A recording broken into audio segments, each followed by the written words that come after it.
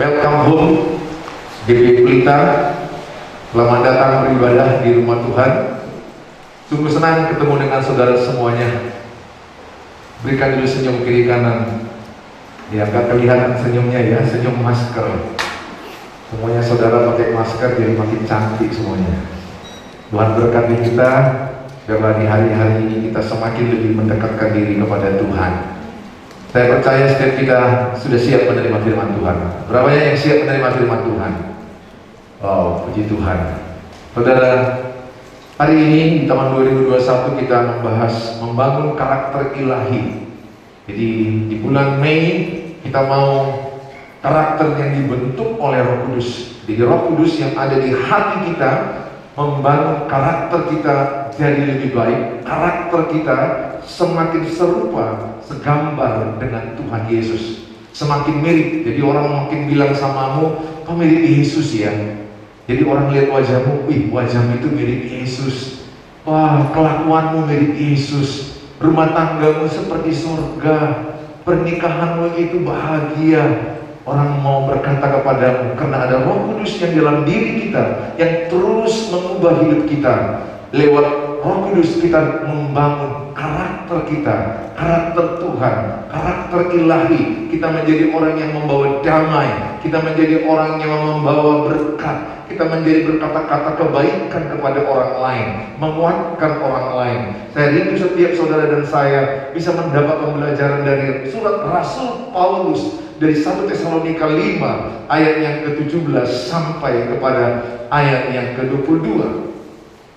Bagaimana Rasul Paulus mengingatkan kita lewat jemaat Tesalonika supaya kita lebih membangun karakter ilahi yang luar biasa.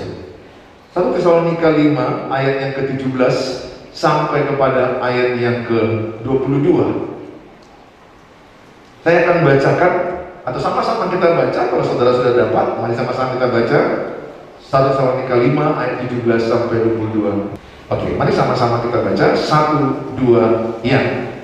Tetaplah berdoa, mengucap syukurlah dalam segala hal, sebab itulah yang dikehendaki Allah di dalam Kristus Yesus bagi kamu. Janganlah padamkan roh, dan janganlah anggap rendahmu buat. Ujilah segala sesuatu, dan peganglah yang baik. Jauhkanlah dirimu dari segala jenis kejahatan. Nah, yang pertama ayat yang ke-17 kita belajar tetaplah berdoa. Ayat ini singkat tapi hal yang sangat penting bagi kita, karena berdoa itu adalah nafas. Katakan, berdoa adalah nafas. Saudara, saat ini kalau kita lihat adalah orang banyak juga mengalami payah bernapas, bahkan mencari tabung oksigen. Mereka membayar mahal untuk mereka bisa bernapas. Berarti bernapas itu adalah sesuatu yang sangat penting. Atau bisa dikatakan, kalau kita tidak bernapas, kita mati. Saudara, karena bernapas itu memberikan energi kepada kita, memberikan kekuatan kepada kita. Oleh karena itu, doa itu sama disebut nefes, napas. Jadi rohani kita akan mati kalau kita nggak berdoa. Ini berdoa bukan masalah beberapa lama kita berdoa, atau kita mungkin doa berpuasa. Ini bukan bicara masalah itu. Ini bicara bagaimana kita berkomunikasi dengan Tuhan, membangun hubungan dengan Tuhan, berkata-kata dengan Tuhan. Saudara, berdoa itu bukan ritual. Berdoa itu adalah relationship. Doa itu adalah satu hubungan dengan Tuhan. Saudara bisa berdoa ketika ada dalam angkot. Saudara bisa berdoa ketika ada di kamar mandi. Saudara bisa berdoa ketika ada dalam perjalanan bawa sepeda motor. Saudara bisa berdoa di pekerjaan. Saudara bisa berdoa dimanapun berdoa, karena Tuhan itu maha hadir. Jadi inti doa adalah bagaimana kita berkomunikasi dengan Tuhan, bagaimana kita membangun hubungan yang baik dengan Tuhan. Christianity is relationship. Kekristenan itu adalah hubungan. Itu yang diinginkan Tuhan. Bukankah juga di rumah itu yang paling baik adalah hubungan. Ketika suami istri datang, ada hubungan yang baik. Ketika papa datang dengan anak-anak, ada hubungan yang baik. Maka saya mengajak jemaat Tuhan untuk lebih tetap berdoa. Bagaimanapun sukarnya masalahmu, bagaimanapun beratnya keadaanmu, dan engkau akan berkata, aku akan tetap berdoa.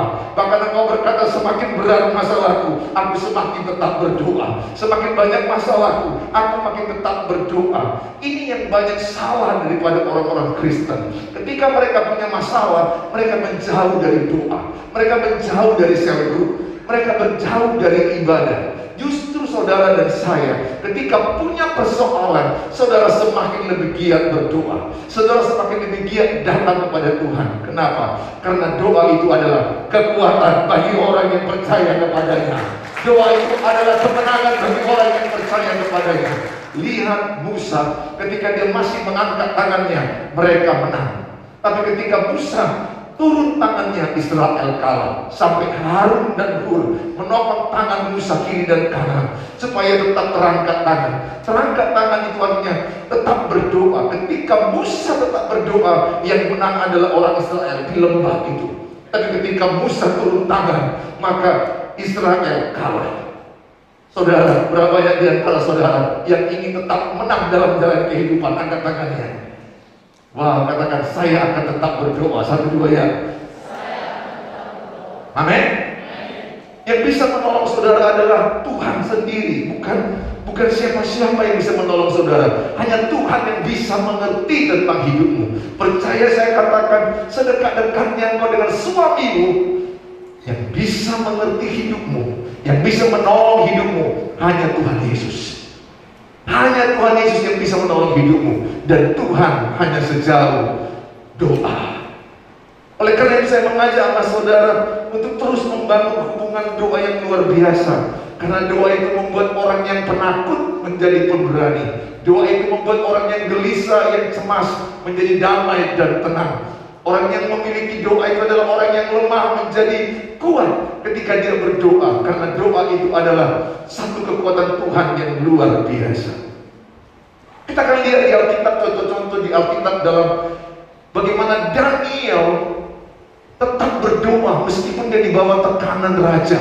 Dia tidak meninggalkan doanya. Dia berdoa 3 kali sehari. Daniel 6 ayat yang ke-10.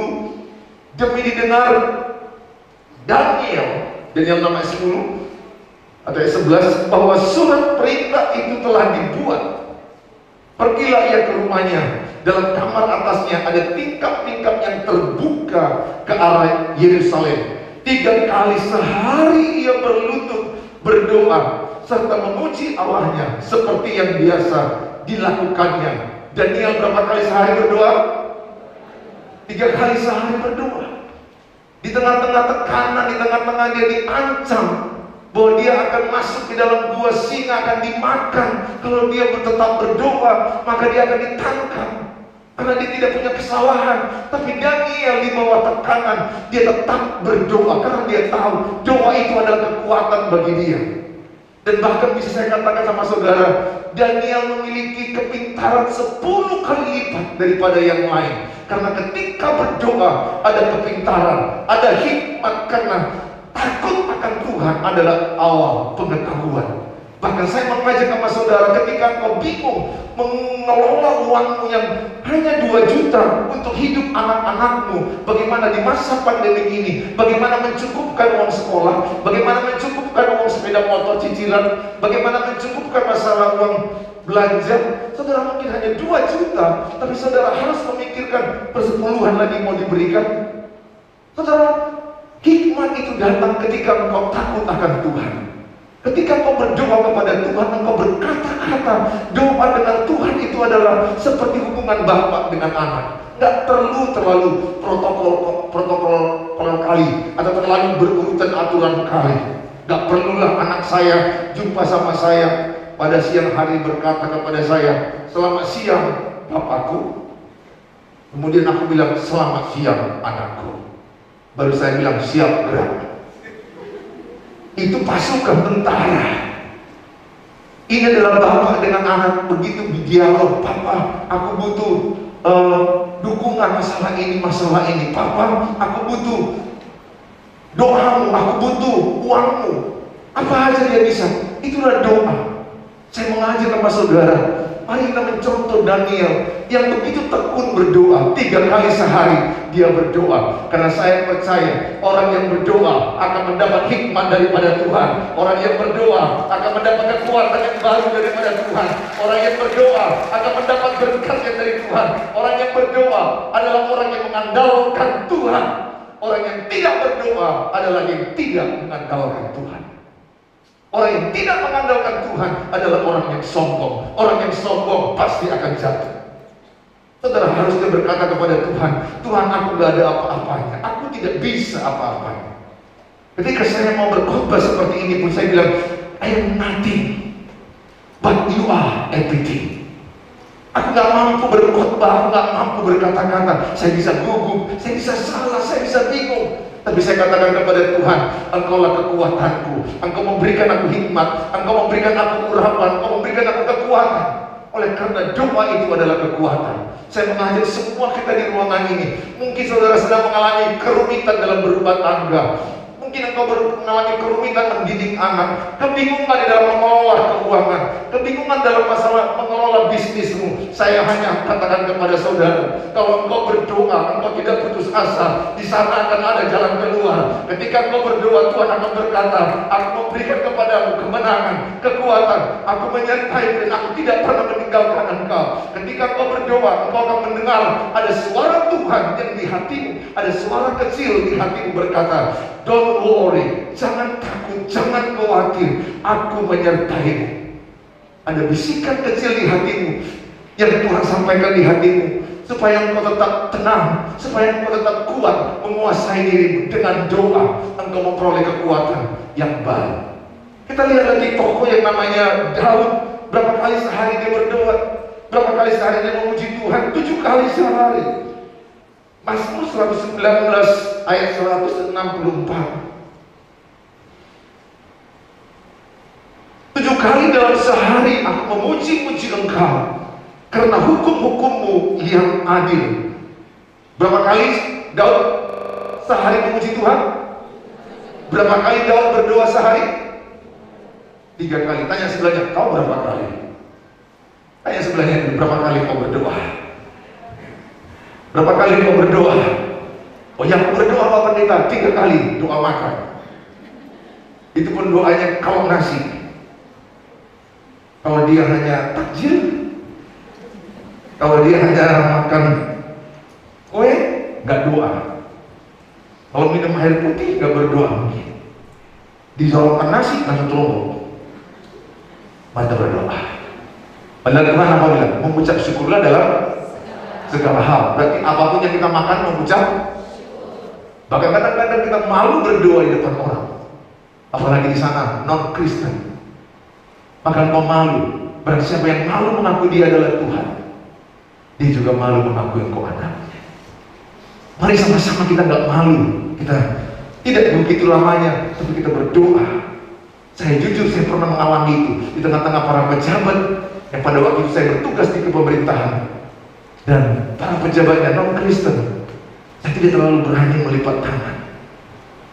Tapi akhirnya saya sadar, Tuhan, ada firman-Mu yang berkata, barang siapa yang malu mengakui engkau, engkau juga malu mengakui kami.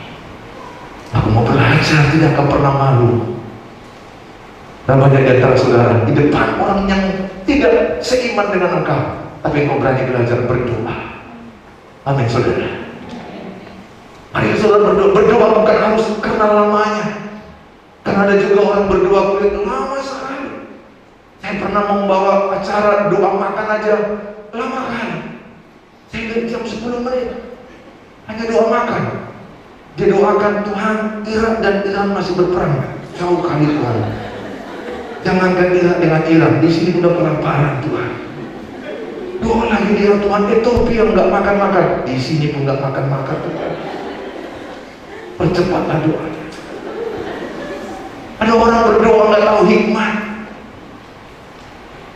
Ada lagi orang doa, doanya gosip.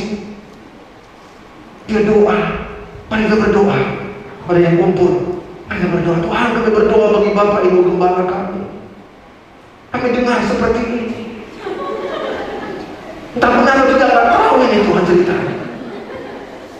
Ketemu orang yang berdoa, apa nih ceritanya? Itu namanya doa gosip.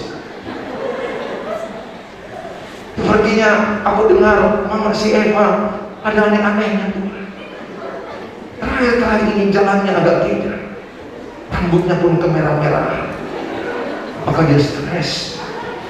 Hiburkanlah dia, tolonglah dia. Memang bagus kalimat yang hiburkan, tolonglah dia. Tapi itu disertai gosip dulu, sekaligus pemberitahuan. Ada dua doa yang mengatakan, Tuhan, sampai detik ini aku belum punya jodoh. Kirimkan orang yang tepat. Hamba mau menunggu, mana tahu di ruangan ini. Nah, kira-kira begitu. Saudara, masa-masa gaya orang berdoa. Kami juga pernah doa semalaman. Kami doa semalaman berkali-kali. Dan kemudian ada satu orang masih telungkup. Kami sudah amin. Dan kami sedang makan Indomie, dia tetap telungkup. Kami makan Indomie, dan kami semua makan Indomie. Kami lihat dia yang telungkup terus. Setelah dia cium aroma Indomie, baru dia bilang, kejam kali kalian. Karena ada orang doa mau sombong, mau menunjukkan berapa lama kamu doa. Saya doa 3 jam. Kamu doa berapa jam? Doa bukan kesombongan. Doa bukan menjadi anggar jago. Doa bukan membuat kita lebih baik dari orang lain, lebih rohani daripada orang lain. Justru kita nggak perlu memberitahukan doa puasa. Justru kita nggak perlu melihatkan diri kita sedang puasa kepada orang lain. Kita perlu menunjukkan buah hidup kita yang benar kepada Tuhan. Saya mengajak sama saudara semua di ruangan ini, bagaimanapun masalah saudara, engkau akan tetap berkata, saya akan tetap berdoa. Katakan sama-sama, saya akan tetap berdoa. Amin. Selagi engkau masih berdoa, angkat tangan, saya percaya saudara akan memperoleh kekuatan, hikmat, kemenangan yang berasal daripada Tuhan Yesus. Tepuk yang meriah bagi Tuhan Yesus, karena Dia adalah sejauh. Haleluya.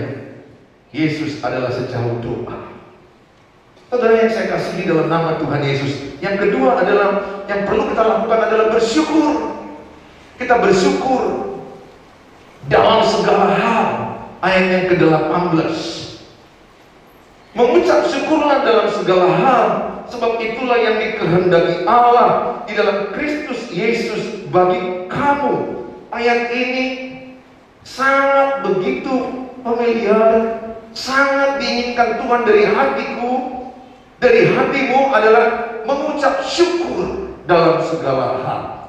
Ini yang diinginkan Tuhan. Dalam segala hal berarti adalah dalam segala keadaan, baik suka atau duka, baik sedang dapat banyak uang atau kita sedang kehilangan uang, baik sedang kita mengalami hubungan yang baik dengan rumah tangga atau rumah tangga kita sedang tidak baik. Kita tak bersyukur dalam segala hal. Bangun pagi hari, yang paling bagus adalah ketika kita berkata, aku bersyukur. Doa yang paling sangat diinginkan Tuhan dari hatimu adalah mengucap syukur. Apa lawan daripada bersyukur? Mengeluh, bersungut-sungut. Itu Tuhan tidak inginkan. Tuhan tidak kepingin dari mulut kita ada kata keluh kesah, ada sungut-sungut yang mengatakan, begininya hidupku, kalau begini aku mati, aku tidak bisa menghadapi ini. Tuhan tidak adil, Tuhan tidak benar memperlakukan aku udah pelayan, kenapa begini hidupku? Orang yang mengeluh tidak akan pernah mengalami damai, kemenangan dalam hidupnya. Tapi kalau engkau menjadi pribadi-pribadi yang selalu bersyukur dalam segala hal. Segala hal itu artinya adalah dalam segala situasi, dalam segala keadaan, baik sehat maupun sakit, baik suka maupun duka, baik badanmu langsing atau langsung, atau badanmu seperti biola, kau bersyukur, terima kasih badanku seperti biola.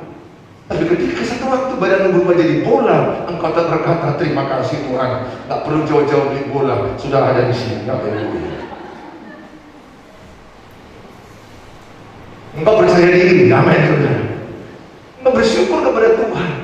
Tapi kalau kau ingin juga berat badan ideal, mintalah dan hiduplah dengan yang benar. Saudara yang saya kasihi dalam nama Tuhan Yesus, kita bersyukur yang pertama adalah karena nama kita sudah ada di surga. Lukas 10 ayat 20. Namun demikian janganlah bersukacita karena roh-roh itu takluk kepadamu. Tetapi bersukacitalah karena namamu ada terdaftar di sorga. Jadi kita bersyukur karena kita percaya. Terima kasih, namaku sudah ada di kitab kehidupan di sorga yang kekal. Karena 1 Yohanes 5 ayat 11, 12, 13 berkata, barang siapa yang menerima anaknya diberi kuasa untuk memperoleh hidup yang kekal. Yohanes 1 ayat 12 diberi kuasa menjadi anak Allah, dan dia memperoleh hidup yang kekal. Oleh karena itu saudara bersukacita bukan karena punya harta, bukan karena punya uang atau jabatan. Harta dan jabatan akan hilang dan pergi. Tapi yang paling penting adalah engkau percaya namamu sudah ada di kitab kehidupan di sorga yang kekal. Itu jauh lebih penting daripada harta dunia ini. Amin saudara. Berapa banyak di antaramu yang sudah percaya bahwa namanya sudah ada tertulis di buku kitab kehidupan di sorga yang kekal? Sudah terdaftar. Yakin namanya ada di sana? Saya yakin orang yang kalau engkau punya iman dan percaya menerima Yesus, engkau akan memperoleh hidup yang kekal. Bersukacitalah karena itu. Kemudian engkau bisa bersyukur kepada Tuhan karena engkau percaya Tuhan itu baik. Di balik persoalan ada kebaikan Tuhan, di balik masalah ada kebaikan Tuhan. Saudara, jangan lihat hanya masalahnya, jangan lihat hanya persoalannya. Lihatlah bahwa di balik persoalan, di balik setiap tes ujian iman, ada kebahagiaan, ada berkat, ada kebaikan Tuhan. Paling tidak ketika kita punya persoalan, kita semakin lebih tekun berdoa, semakin lebih rendah hati, karakter kita semakin dibangun. Maka setiap orang yang punya persoalan, satu hal yang paling penting adalah bagaimana hidupmu meresponinya dengan karakter Tuhan. Supaya lihat persoalan ini, engkau semakin rendah hati. Ketika engkau punya tantangan, engkau evaluasi diri, yang mana yang perlu kau perbaiki, yang mana yang perlu aku harus berubah.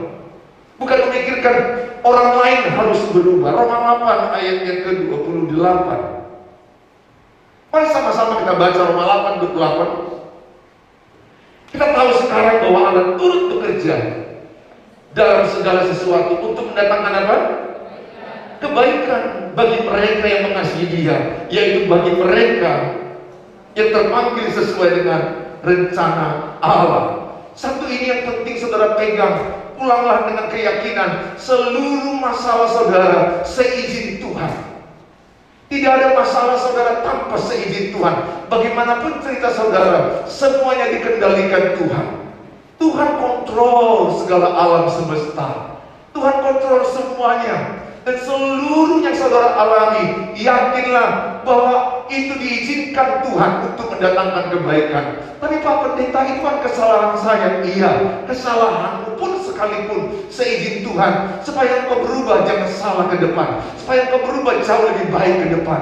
Oleh karena itu engkau berkata dalam segala perkara Allah turut bekerja mendatangkan kebaikan. Sering sekali kebaikan itu tak kita lihat langsung, tapi kita akan lihat di kemudian hari. Setahun kemudian, 2 tahun kemudian, mungkin engkau ada yang pacaran, contohnya yang pacaran. Ketika engkau pacaran dengan seseorang, kemudian engkau merasa berduka ketika diputuskan sepihak. Kemudian engkau menangis bombay.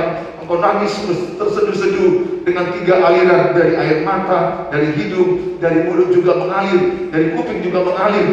Makin sedihnya. Engkau begitu sedihnya, engkau begitu sedihnya. Karena engkau diputuskan tanpa sebab. Itu pun diputuskan hanya dengan via WA. Kita putus. Itu 5 hari setelah 6 tahun. Jam 12:05. Sementara engkau belum makan. Ada WA masuk, kita putus. Tanpa penjelasan. Kau bertanya, kenapa? Tak perlu dijelaskan. Aku tahu aslinya. Itu mungkin melukai hati, membuat aku begitu sedih. Begitu kau sama saya, kau terluka.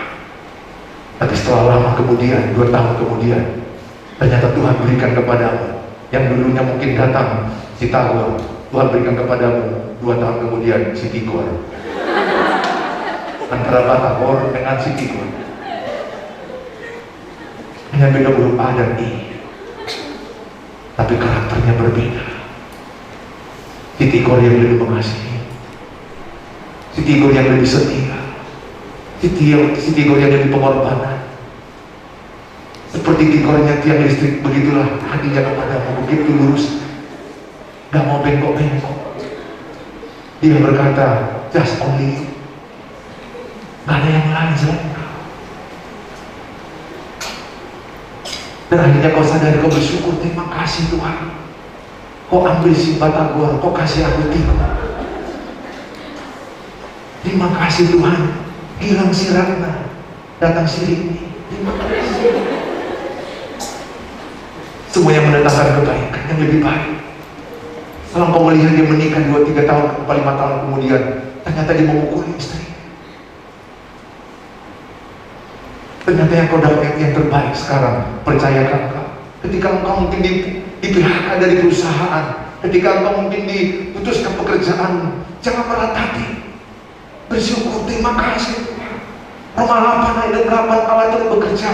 Berarti ada rencana Tuhan yang lebih baik. Aku putus dari pekerjaan, bagaimana makan anak-anakku?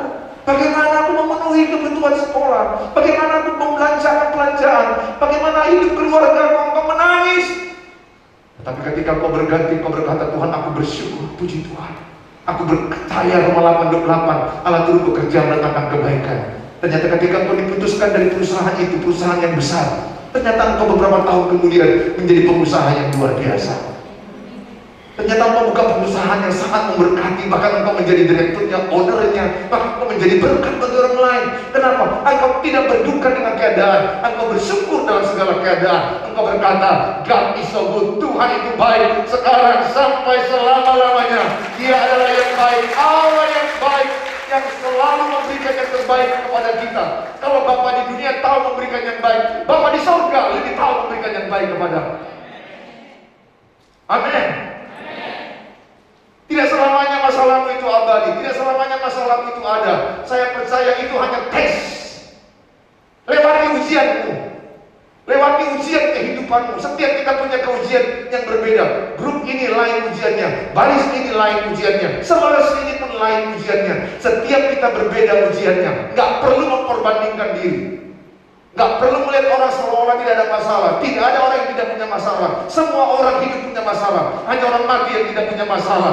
Karena engkau dikasihi Tuhan, diberikan ganjaran. Anak Allah yang dikasihi, diberikan ganjaran. Untuk engkau mengalami naik kelas, dan engkau mengalami berkat yang tidak pernah kau pikirkan, tidak pernah kau lihat, tidak pernah kau dengar, tidak pernah kau rasakan, akan timbul di hatimu bagi orang yang mengasihi dia.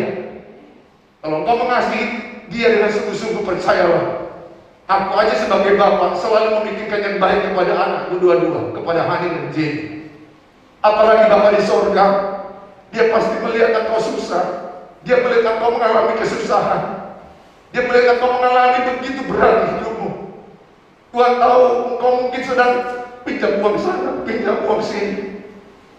Tuhan izinkan terjadi, engkau mengevaluasi hidupmu, mana yang harus dirubah. Cari dahulu kerajaan Allah, maka sekalian ditambahkan padamu. Ketika kau mencari Tuhan lebih dahulu, Matius 6 ayat 33, maka sekalian tambahkan kepadamu. Engkau berkata, Tuhan, kuandalkan engkau, serahkan dalam tanganmu. Lihatlah, ada mujizat Tuhan, ada pertolongan Tuhan. Saya hanya berkata kepadamu, tetaplah berdoa, tetaplah bersyukur, jangan mundur imanmu sendiri selangkah pun, dan tetaplah berkata, God is so good. Amin. Yang ketiga adalah kita perlu berjaga-jaga. Jaga hatimu. Ketika kita berdoa, hati kita akan mengalami satu kekuatan. Ketika kita bersyukur, kita akan mengalami satu kemenangan yang luar biasa. Karena orang bersyukur, orang yang percaya kepada Tuhan. Engkau bersyukur juga kepada hal-hal yang kecil. Orang yang bersyukur, orang yang melihat apa yang ada pada dia. Jangan melihat yang tidak ada padamu. Lihat apa yang ada padamu. Saya bersyukur, saya melihat masih ada istri saya yang baik bersama saya. Ada anak-anak saya yang bertumbuh kembang baik bersama kami. Saya tahu ada kekurangan keluarga kami. Saya tahu ada kekurangan pernikahan kami. Saya tahu ada kekurangan kami mendidik anak-anak kami. Kami tahu ada kekurangan anak-anak kami. Tapi orang yang bersyukur, dia tidak berfokus kepada yang tidak ada, tapi dia berfokus kepada apa yang ada. Terima kasih, istriku masih bersama dengan aku, dia setia bersama dengan aku. Buat anak-anakku yang terus, bahkan mereka menjadi orang-orang yang melayani Tuhan, mereka melayani di komunitas mereka. Terima kasih Tuhan, mereka berkembang dengan iman mereka. Aku bersyukur dengan apa yang ada. Terima kasih Tuhan buat rumah yang diberikan Tuhan. Saudara bisa bersyukur dengan hal-hal kecil. Terima kasih masih aku bisa menghirup oksigen. Ada orang di rumah sakit tidak bisa menghirup oksigen. Kalau saudara dengar di India, begitu berat mereka mencari oksigen. Saudara bersyukur, saudara masih bisa berjalan, karena ada orang juga masih payah berjalan. Saudara masih bersyukur bisa makan, walaupun habis makan, bersyukur sama Tuhan. Saudara bisa bersyukur dengan segala keadaan hidupmu. Engkau bisa mensyukuri hal-hal yang kecil, bukan harus yang besar. Yang terakhir adalah jaga hatimu. Ketika engkau berdoa, bersyukur, engkau menjaga hatimu. Amsal 4 ayat 23 berkata, jagalah hatimu dengan segala kewaspadaan. Yang menjaga hati adalah kita. Orang bisa bilang apa tentang dirimu, orang bisa gosip apa tentang dirimu, orang bisa bilang negatif tentang dirimu, tapi yang menjaga hatimu adalah hati dirimu sendiri. Engkau bisa meresponinya dengan benar. Kita nggak bisa menjaga perkataan orang tentang kita. Ada orang yang 4S, senang melihat orang susah, susah lihat orang senang. Ketika engkau senang, ada orang yang ngomong-ngomongimu. Ketika engkau susah, ada orang yang senang melihat kesusahanmu. Maka saya katakan kepada saudara, jaga hatimu baik-baik. Saya tidak bisa, saudara semua di ruangan ini berkata, wah bagus khotbah pendeta Suheri. Mungkin ada yang berkata, wah khotbahnya kurang dalam teologianya, wah khotbahnya kurang berdampak, wah khotbahnya tidak terlalu memuaskan. Apapun kata-kata, oh mungkin mereka ini masih begini keluarganya, masih begini. Kata-kata itu begitu banyak di luar sana. Saya tidak mau terpengaruh dengan itu. Saya tidak terpengaruh dengan pendapat orang. Saya tidak terpengaruh dengan penilaian orang. Saya terpengaruh dengan penilaian Tuhan kepada saya. Apa kata Tuhan kepada saya? Tuhan berkata kepada kita, engkau adalah anak yang dikasihi, engkau adalah anak yang berharga, dan engkau punya masa depan yang cerah, yang penuh dengan harapan. Oleh karena itu engkau bisa menjaga hatimu dengan baik. Tetap move on, tetap moving forward, tetap engkau maju ke depan, karena engkau tidak mau mendengarkan kata-kata orang. Jangan terlalu dengar kata orang, karena orang banyak menilaimu dengan cara yang salah. Tapi dengarlah apa kata firman. Kalau mau mendengar kata orang, dengar kata orang yang mengasihi. Saya percaya di ruangan ini mungkin ada engkau di antaramu yang tertolak, yang terluka, yang kecewa. Izinkan Tuhan memulihkan hatimu. Izinkan Tuhan memulihkan hatimu, karena dari hatimu terpancar kehidupan. Mungkin kau berkata, Pak Pendeta, aku terluka di masa kecil. Aku pernah diusir. Aku pernah pelecehan seksual. Masa kecilku, aku pernah dipukul. Mungkin suamimu pernah menampar. Mungkin tetanggamu atau mungkin keluargamu menggosipmu, mengkata-kataimu yang negatif tentang dirimu.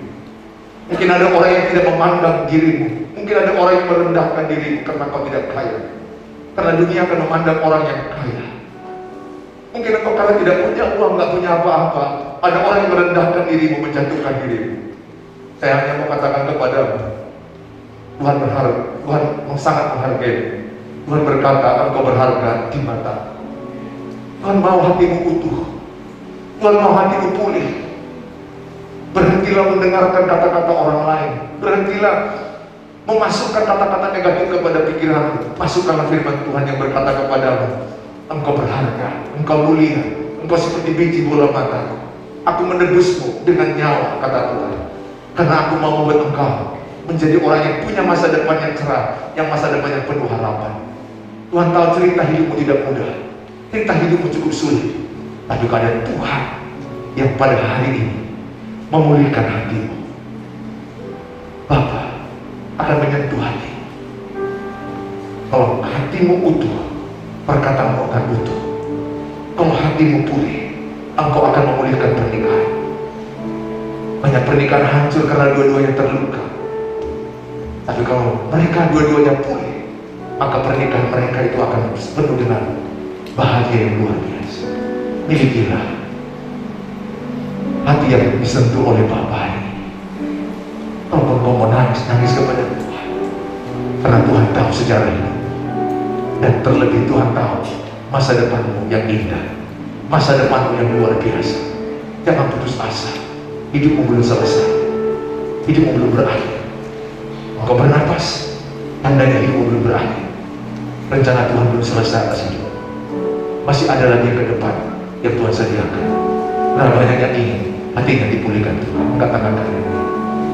Bapa,